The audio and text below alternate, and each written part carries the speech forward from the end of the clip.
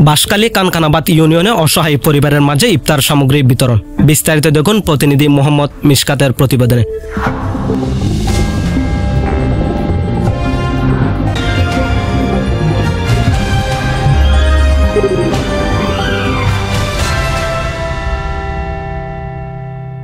পবিত্র মাহে রমজান উপলক্ষে বাঁশখালী উপজেলা ৩ নম্বর কানকানাবাদ ইউনিয়নে আলহাজ জাকের আহমদ ফাউন্ডেশনের উদ্যোগে অসহায় দুস্থ পরিবারের মাঝে ইফতার সামগ্রী বিতরণ করেন। গত ১ মার্চ শনিবার ফাউন্ডেশনের চেয়ারম্যান মিসবাউদ্দিন কাইসার সুবিধা বঞ্চিত পরিবারের মাঝে ইফতার সামগ্রী ও রমজানের ক্যালেন্ডার বিতরণ করেন। এ সময় ফাউন্ডেশনের সকল সদস্য ও দায়িত্বশীলরা উপস্থিত ছিলেন।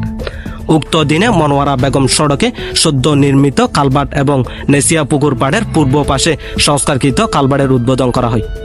এই মানবিক কার্যক্রমে অংশ হিসেবে প্রায় ২৫০টি সুবিধা বঞ্চিত পরিবারের প্রয়োজনীয় ইফতার সামগ্রী বিতরণ করেন। অনুষ্ঠানে উপস্থিত স্থানীয় গণ্যমান্য ব্যক্তিবর্গ এই মোহিত উদ্যোগের প্রশংসা করেন এবং ভবিষ্যতে আরও বৃহৎ পরিসরে এমন আয়োজন করার আশা ব্যক্ত করেন।